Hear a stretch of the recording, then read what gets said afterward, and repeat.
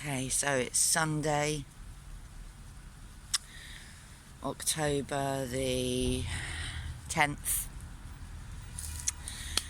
and I just wanted to share something with the world about my current situation that I really need. I need everybody's help.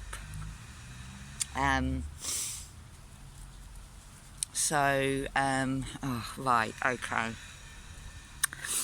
In my life, I've had some horrific things happen to me.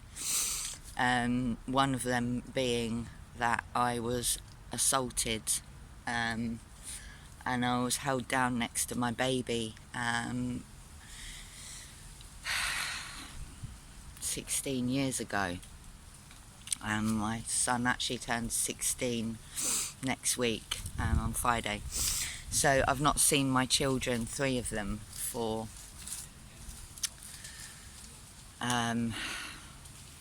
just too long.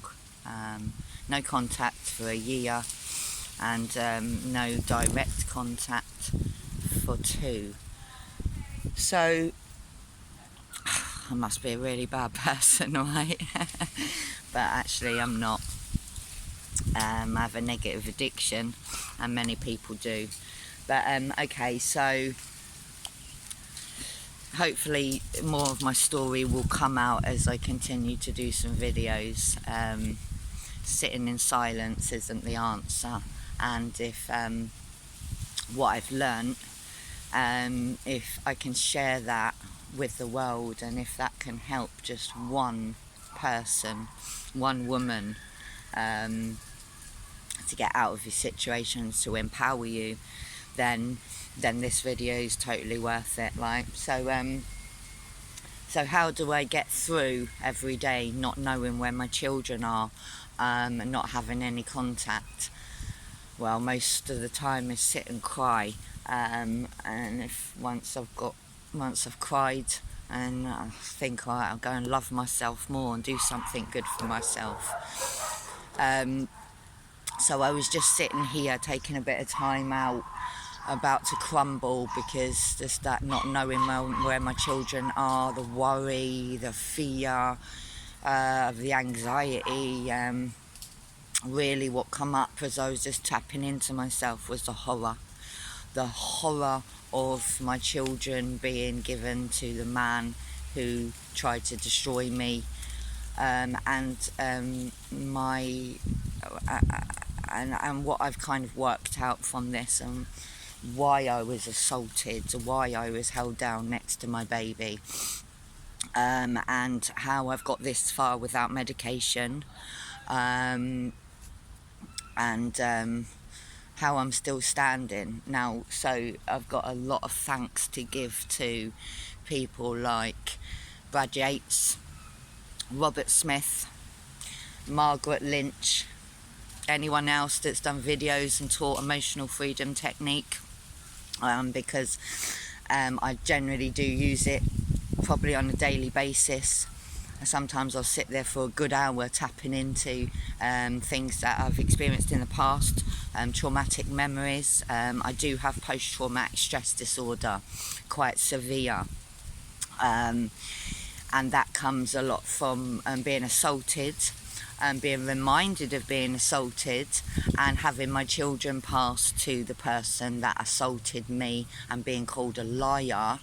I didn't report the assault when it happened because I actually went into shock, and I stayed in that shock for good, well, I think I'm still in shock, but not as in much shock, because I've used this emotional freedom technique to manage my emotions, and to keep myself going. So I'm just going to do a quick demonstration of how emotional freedom technique works. So I'm going to do it on myself on the video, and you might see me yawn, move around a bit as the energy's like shifting inside of me as I'm tapping into what I've got inside. So the way I see it is like, right now I'm being squeezed, and if you squeeze an orange, you're going to get orange juice from it.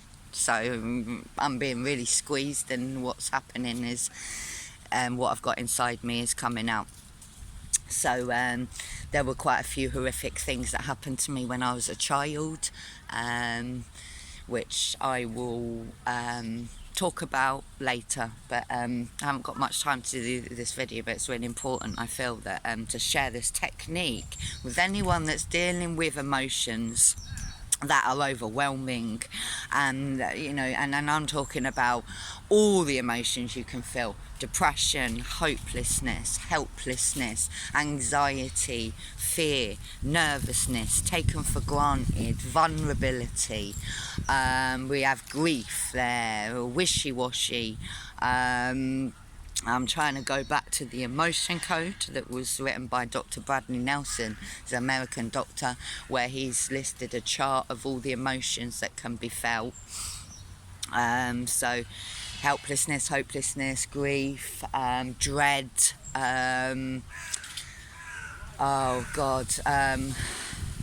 anxiety, depression. I can't think of all of them right now, but I'm going to work on horror, because I feel quite horrified that my children are with a man who I experienced violence with, and it took me a long time to get myself strong enough to get out of that relationship.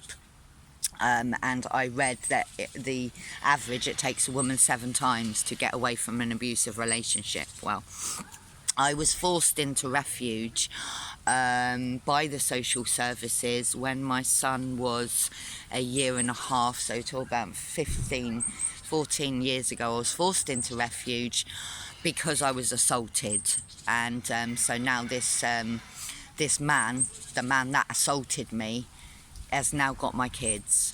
Okay, so let's get back to the emotional freedom technique and how I manage my emotions on a daily basis, and how I keep myself on a level, and how I've kept myself alive and saved myself from taking my own life, because the pain and the trauma and the horror, all of that, the shame, that was what it was, the blanket of shame that I walked around carrying. That was just